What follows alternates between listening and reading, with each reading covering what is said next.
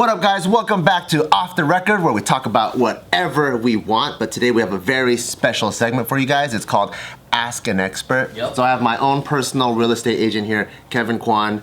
Not related, but it is pretty cool that we have the same last name, and he's a real estate agent. So we're gonna ask him some questions, and hopefully we can share some knowledge. Do you guys have the same last name? Like spell it the same way too? Yes, sir. Yeah, K-W-A-N. Is that K-W-A-N? Because there's also the Q-U-A-N's, right? Yeah. And are they the same?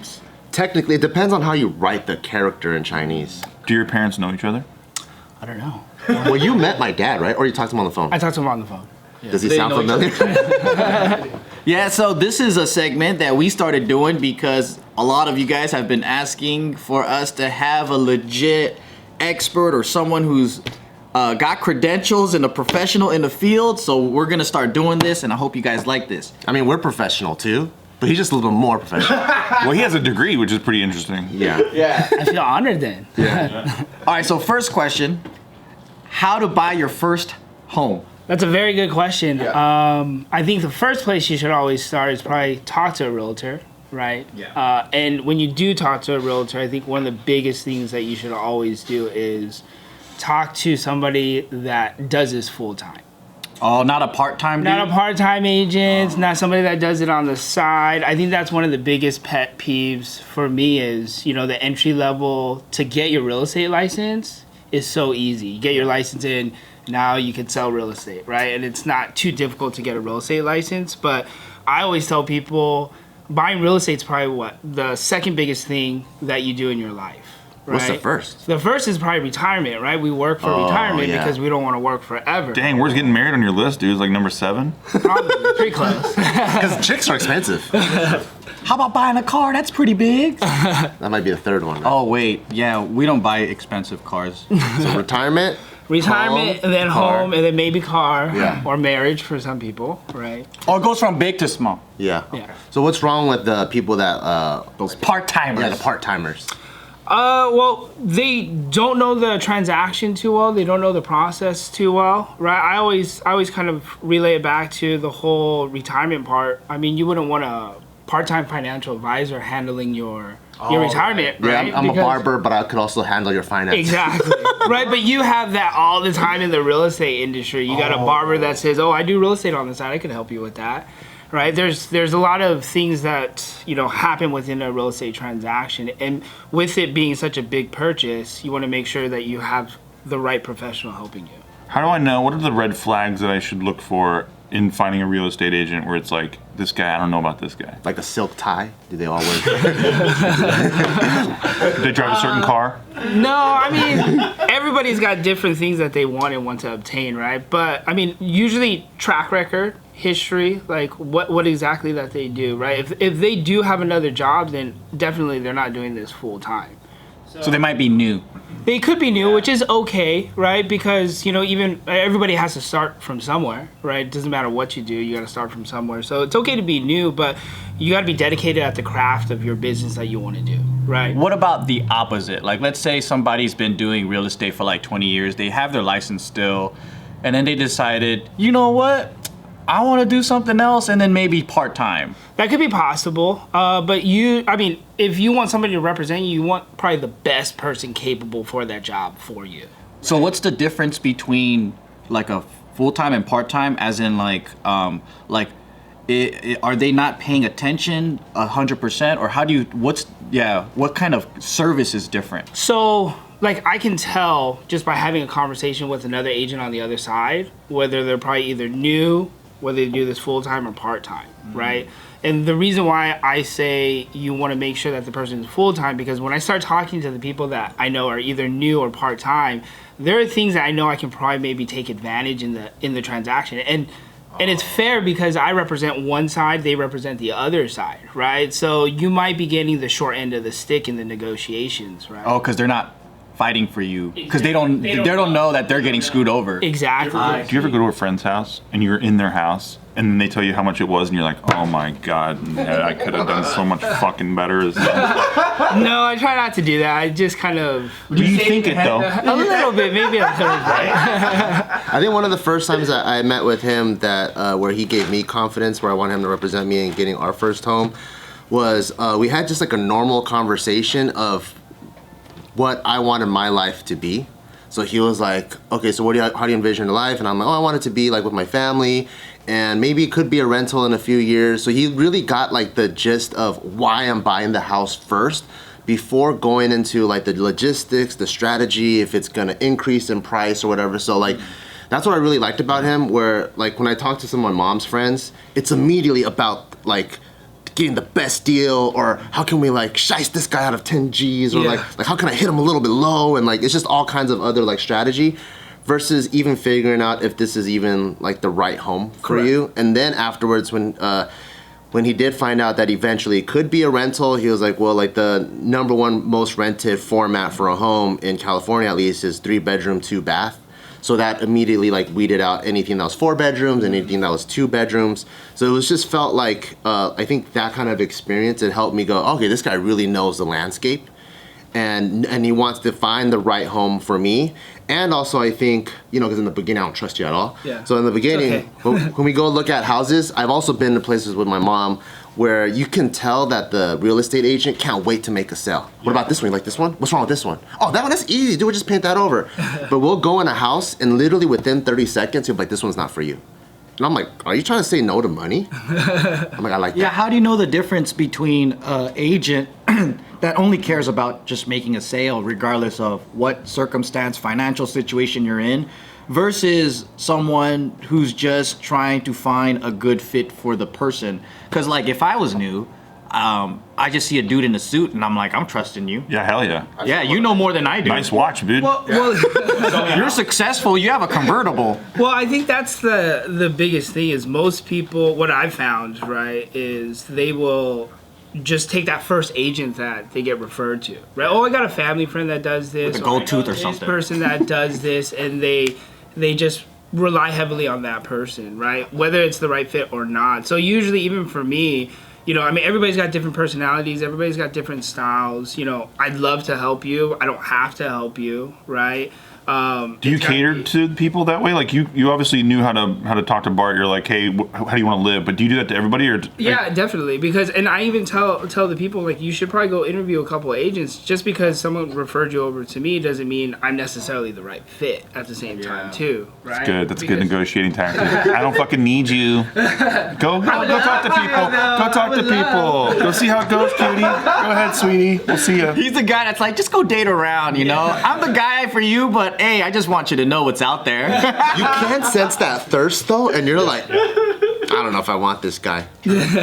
So when you're looking for an agent out there, don't look for a thirst. Like if you feel the thirst, you're like, get the fuck out of here. Yeah. Something's wrong. Yeah, because it is a real big relationship that you have, you know, between the agent and the client. Are there people in the business that you all, as real estate agents, know are like, oh God, you got that guy? Holy shit. Yeah, definitely. Yeah. Can't say the names, but well, what do they do? Like, what's the like? Why does everyone go, oh God, that guy? Well, I think one of the biggest issues in our industry, I would probably say, I think you should always have fair representation, right? So whenever I talk to attorneys that want to buy or sell real estate, they're like, hey, Kevin, I only want you to represent me, right? And I think that should be fair in this business, because really, if you're trying to represent both the buyer and the seller, can you really be 100% fair?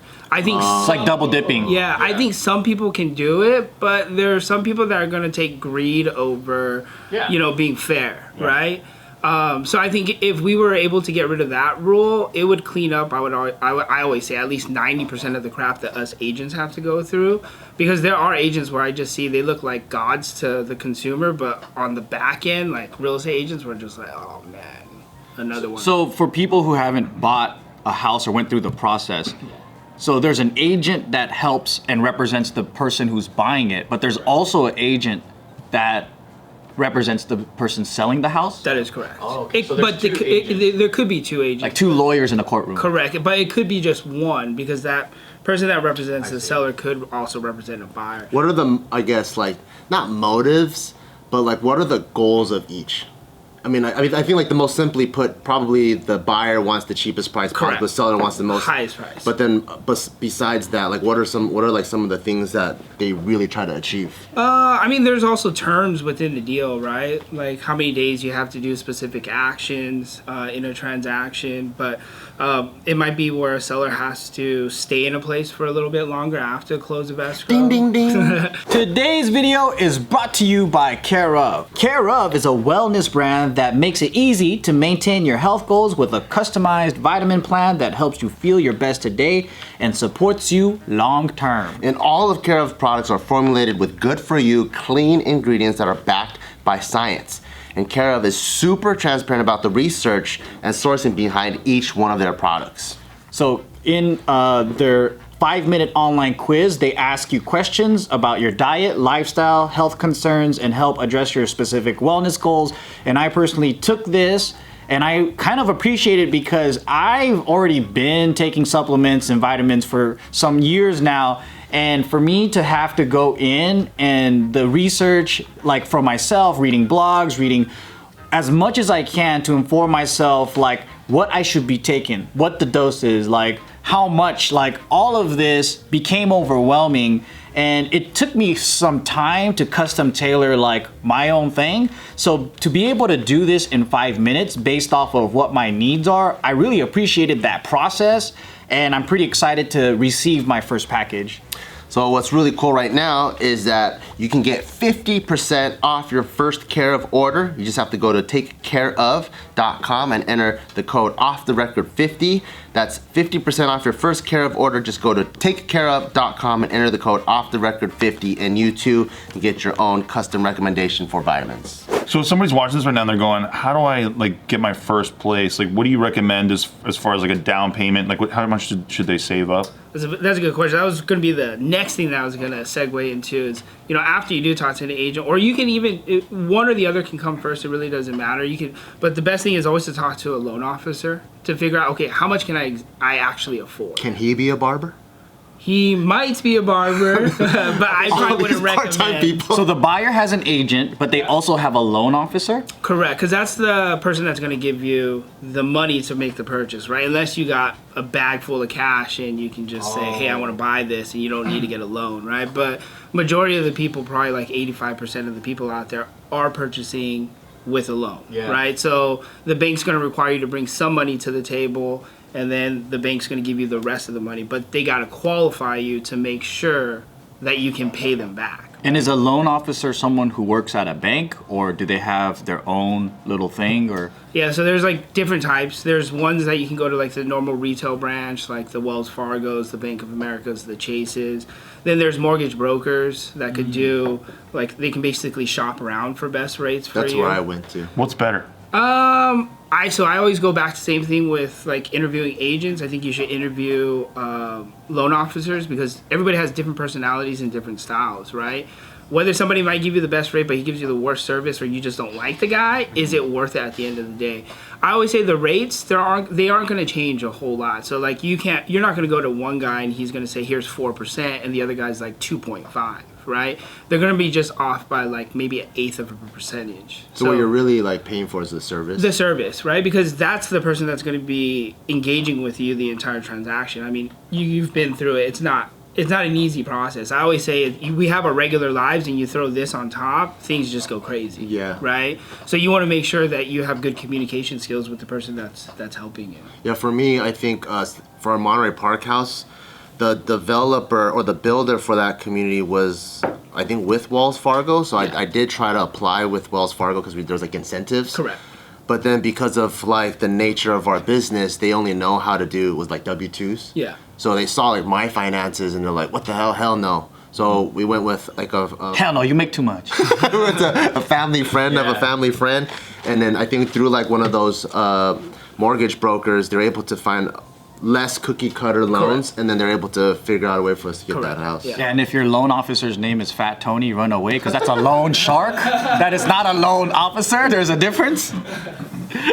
If his buttons are undone all the way here and he has a gold chain and he has a fat cigar, watch out.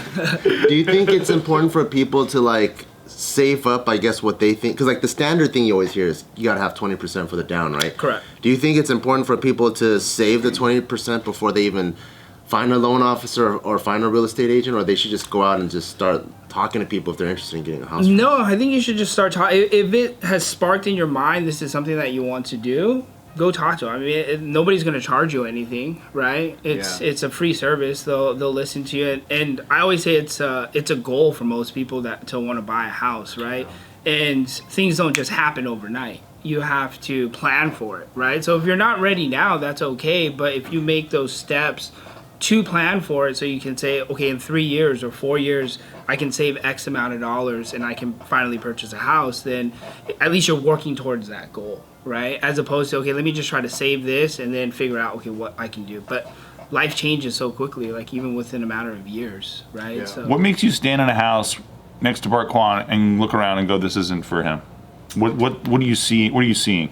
I mean, I got to look at what they want in a house, right? And then because we've probably seen a lot more communities knowing what they want, does it have that as well too, right? So all of that has to kind of roll through my head while we're showing the property. Plus, you know, some houses might have weird floor plans, or there's things that we've seen that other people might get overlooked real quick, because maybe the kitchen just stands out and looks just amazing, right? So those are the things that really go through our head. One time we were going through this house, and because I probably, before we bought this current house, we probably went through like, I don't know, 40 or 50 homes. Yeah. One of the houses we went through, he's like, "This one's well built." And I was like, "How do you know?" And he goes, "Look at the doorknobs." And like I felt it. I'm like, "Oh shit!" It was like just like a heavy, like not hollow doorknob. And so he was explaining to me, you could just tell from like the choice of materials and like what kind of construction company it would be. Craftsmanship. And so it's not something that you're gonna buy and all of a sudden like your pipes blow through the wall. Look for the doorknobs out there. But like sometimes like I remember one house we looked at, it was like an amazing house, but then right behind it was apartment complex, right? And some people will overlook that because they're just focused on the house itself, right? Not my wife, dude. I fell in love with that house. I remember that one was next to the Santa Anita Mall. Yeah. And I loved it. I was like, fuck yeah. And then we found out there was a police officer that lived on the street. So I'm like, I feel extra safe. Yeah. And then the house was dope. And then Gio was like, I grew up right next to an apartment complex. And at least the one that she grew up, there was like Loud. drug deals, loud, yeah. 20 cars all the time. She's like, it's going to be a fucking mess all day long. And I'm like Those things you can't control, right? Because it's not even your property. Exactly. Yeah. Right. And they're like literally right there. So like a lot of people will fall in love with the house, but then forget about everything else. Right? My friend lives next to like it's not a dog pound, but they keep like 20 dogs, and they're barking nonstop. Yeah, it's pretty crazy. So like, let's say people they find their real estate agent, they find like a loan officer. Yeah. The next step is if you have the 20%, then you can pretty much get like the standard loan. What are all the other loan options? Like some people they put 0% down. I got an FHA. There's a million different type of loans. There's a million loans? Maybe. Isn't FHA 4% or 3%? 3.5. 3.5%. What is that one? So I'm not the expert in that, but just like a general idea on it. So FHA is good for people that make money, but especially in California, prices are just ridiculous, right? So to save up for the 20% is really difficult. FHA does allow you to come in with only 3.5% down, which is a lot better than 20%. But there are additional fees that you would have to pay. So if you have a higher income earner, right, that can afford the payments and can afford the fees, it's a great product, right? Because now you don't have to shell out to 20% because that could take us another 10 years, right? Prices could triple by that time. Who knows? Yeah. But FHA is a good program. There's even these Cal Grant programs that I didn't represent the buyer, I represented the seller, but the buyer got a grant from this California state program, and I think they gave them up to 5%, which they don't have to pay back after a certain amount of years. Wow. Right? So they basically came in with almost 0% down, right? There's other programs that lenders might have, so 5% down, 10% down. So it really depends on what your current situation is. The loan officer will look at that and be like, okay, based off of the numbers, this is probably going to be the best loan for you because this is how much you're going to pay and so forth. Yeah. So it's like you don't have to be a millionaire to buy a house in California. You don't. Because I got beat on a property from a person who qualified for a loan. It was a 0% loan. Like, not beat because I was able to even submit anything, but they were quick to go through the offer and everything. But my agent was like, man, I never seen this loan before. It's 0%. It's crazy. You could do that. So VA, right? Veterans, they could get what we call a VA loan. Those right? fucking veterans. Didn't you use one, you asshole? But yeah, you could. But it's you up could, to a certain amount. Yeah, but you could do 0% down. But I that's think like in California it's up to like 700,000 or something. yeah, You get which is 0%. still pretty good. Which is really good. Right? Yeah. Isn't that the price of an average home here? Like 700 grand? We're like 750, a little bit above 750 yeah, in LA County. But then they average it out, which is kind of cool. So like it's whatever is above that limit. Yeah. Then you pay percentage on that, so it ends up being you pay total maybe like 2 or 3%. Yeah. So for like our house that we got, I got the VA loan, and my total it was like around like 11%, which is still good for like that house. Correct. Is it true that if somebody died in a house, you can probably get a discount? You know, it used to be the case, to be honest with you. Right. If it's a natural cause, I would probably say in today's world, because it's so crazy out there in the real estate world, you probably won't. When I first started in the business... You won't get a discount? No, when I first started in the business, like, they were almost like death, forget it, right? That probably would stick on the market forever. But because there's really no inventory out there, that's the biggest thing that we're people don't faced even with. care. Yeah, well, as long as it's a natural death. If it's like probably a violent murder or something like suicide or something like that that happens, then Like someone got thrown off the balcony. Do you put that on the flyer? You have to disclose it, right? disclose. Maybe not on the flyer. How do you disclose that? Okay, so you're in the house and they're like, oh my God, Bart Kwan loves it. He's like, this is everything I want. I can visualize Tyke in the backyard. And you're like, hey man, listen, That corner right there. previous owner, that's where he killed himself. I want to stay there remodel the forever. balcony a little bit. Is it the seller's agent that has to disclose? Correct. Okay. Yeah. Because we had a house that was like that. Some guy died recently in it. And then you were like, you want to get it? And I'm like, well, there is no inventory, so. Yeah. I mean, to be honest with you, if it's a natural death, Yeah. most people are going to overlook it. You died in like sleep. 15 years ago, it's like a big no-no. So it's a big change. But what if he got shot? That's different.